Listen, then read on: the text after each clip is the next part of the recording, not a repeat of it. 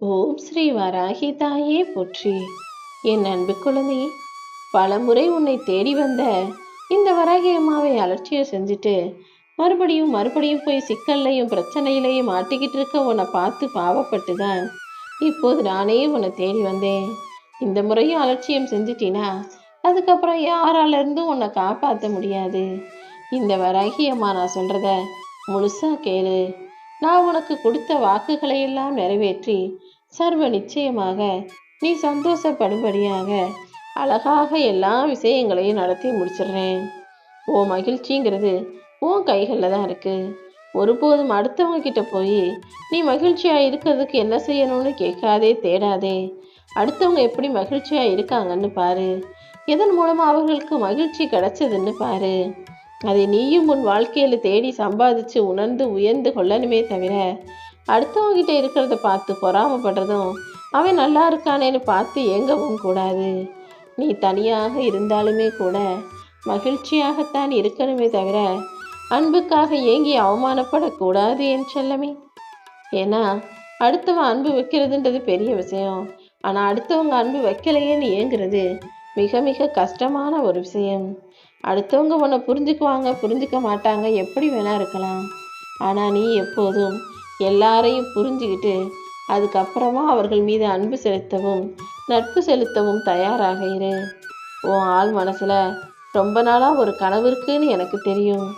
உன்னுடைய விருப்பங்களையும் எதிர்பார்ப்புகளையும் லட்சியங்களையும் நிறைவேற்றி தருவதற்காக தான் இந்த வராகியம்மா மறுபடியும் மறுபடியும் உன்னை தேடி வர்றேன். என்னுடைய பிள்ளைகள் ஒவ்வொருவரும் ஒவ்வொரு விஷயம் செய்யக்கூடியவராக ஒவ்வொரு வேலை செய்யக்கூடியவராக இருக்காங்க. சில பேர் தொழில் செய்கிறவங்களா இருக்கீங்க, சில பேர் வேலை செய்கிறவங்களா இருக்கீங்க, சில பேர் காசு பணம் வசதியோடு இருக்கீங்க, சில பேர் கஷ்டத்தோட வறுமையோடு இருக்கீங்க. யார் எப்படி இருந்தாலும் நான் சொல்லுகிறத கேட்டு நீங்கள் அதன்படி உங்கள் வாழ்க்கையை அமைச்சிக்கும் போது மூலமாக 4 பேர் பிரயோஜனப்பட்டு அவங்க வாழ்க்கை மாறி அதன் மூலமாக உனக்கு புண்ணியங்கள் கிடச்சி உன் வாழ்க்கையும் நிச்சயமாக மாறும். உன்னை சுற்றி இருக்கிற எல்லா மனிதர்களுக்கும் மரியாதை கொடுத்து நீயும் கண்ணியத்தோடு அவர்களை நடத்த பழகு. உனக்கு கீழே வேலை பார்க்குறவங்க எத்தனை பேர் இருந்தாலும் சரி, அவங்க ஒரே ஒருத்தராக இருந்தாலும் சரி அல்லது நூற்றுக்கணக்காக இருந்தாலும் சரி, அவர்களுக்கு நியாயமான ஊதியத்தை அவர்களுக்கு கொடுக்கும்போது அவர்கள் வாழ்க்கையில் வளர்ச்சிக்கான வாய்ப்புகள் உருவாகும். நான் மட்டுமே எல்லாத்தையும் சம்பாதிக்கணும், எனக்கு தான் எல்லாம் கிடைக்கணும்னு சுயநலத்தோடு இருக்காம உனக்கு கிடைச்சதுல ஒரு சில விஷயங்களை மற்றவங்களுக்கும் கொடுக்கும்போது எல்லார் வாழ்க்கையுமே இன்பமயமானதாக மாறும் அல்லவா? உனக்கு ஒரு கஷ்டம்னு வரும்போதோ அல்லது நீ சந்தோஷமா இருக்கும்போதோ உனக்காக யார் வந்து துணைக்கி நிற்கிறாங்களோ அந்த மனிதர்களை உன் வாழ்க்கையில நீ ஒருபோதும் மறக்கவே கூடாது.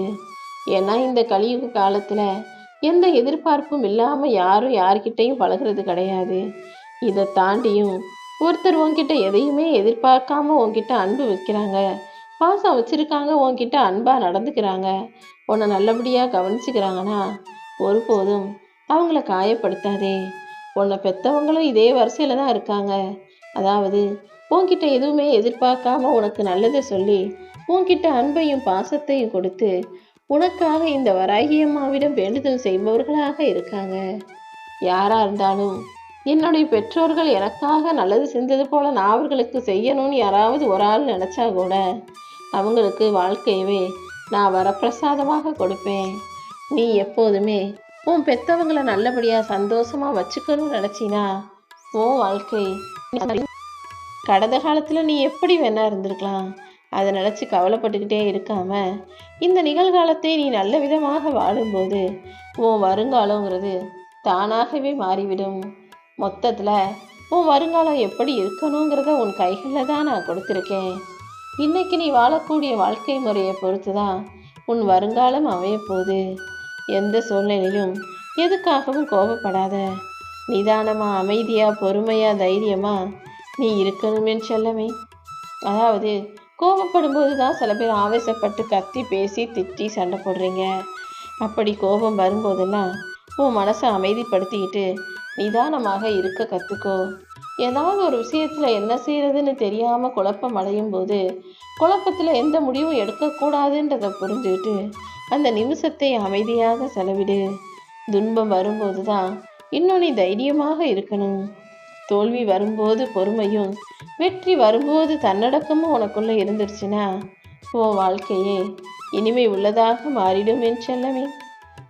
வாழ்க்கையில் நீ முன்னேறணும்னு நினைக்கும் போது, நல்ல விஷயங்கள் நடக்கணும்னு நினைக்கும் போது 1000 தடைகள் வரத்தான் செய்யும். 1000 தடைகளையும் தாண்டி நீ அடியெடுத்து வச்சிட்டினா அடுத்தடுத்து வெற்றி நிரந்தரமானதாக உன் கைகளுக்கு வந்து சேர்ந்துடும்.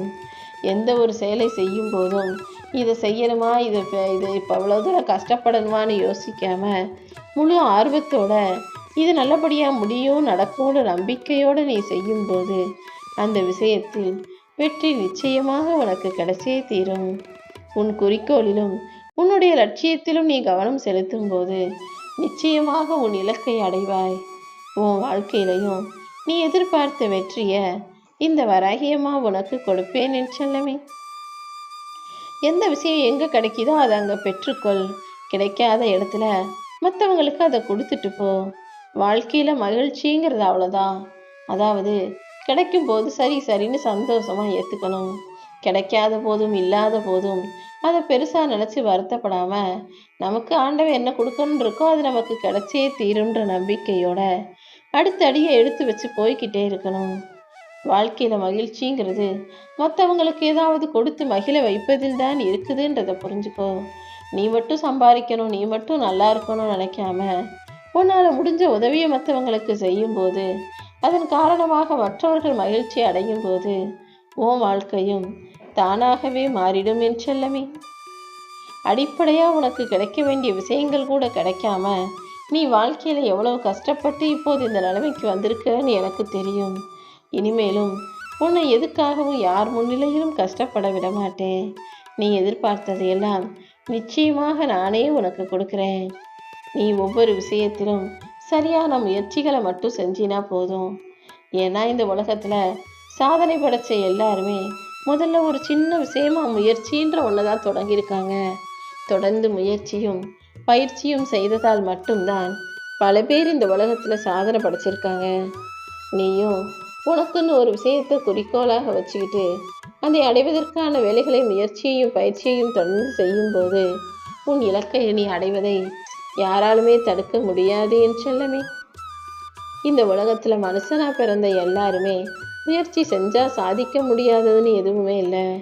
நீயும் தொடர்ந்து உனக்கான முயற்சிகளை செய்யும்போது வாழ்க்கையில் ஜெயிச்சு சாதிச்சு உன் வாழ்க்கைன்னு உனக்கான ஒரு புது உலகத்தையே உருவாக்கி கொள்ள முடியும். எல்லாருக்குமே வாழ்க்கைங்கிறது அழகாக அமைஞ்சிடாது.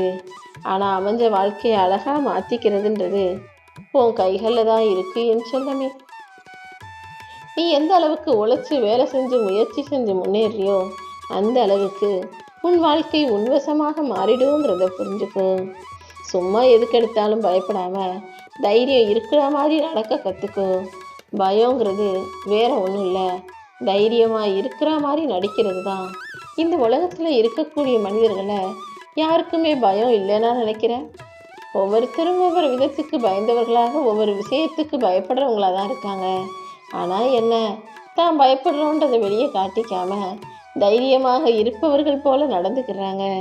நீயும் அப்படிதான் எந்த விஷயத்துக்கும் பயப்படாம உன்னை தைரியமாக காட்டிக்கணும். காலப்போக்கில் உன் மனசில் பயமற்று போய்விடும். தைரியம் உன் ரத்தத்தில் ஊறிடும் என் செல்லமே. அதுக்கப்புறம் நீ துணிஞ்சு தைரியமாக எல்லா வேலைகளையும் செய்யும்போது உன் வாழ்க்கை உன் கைகளில் வந்து சேர்ந்துடும்.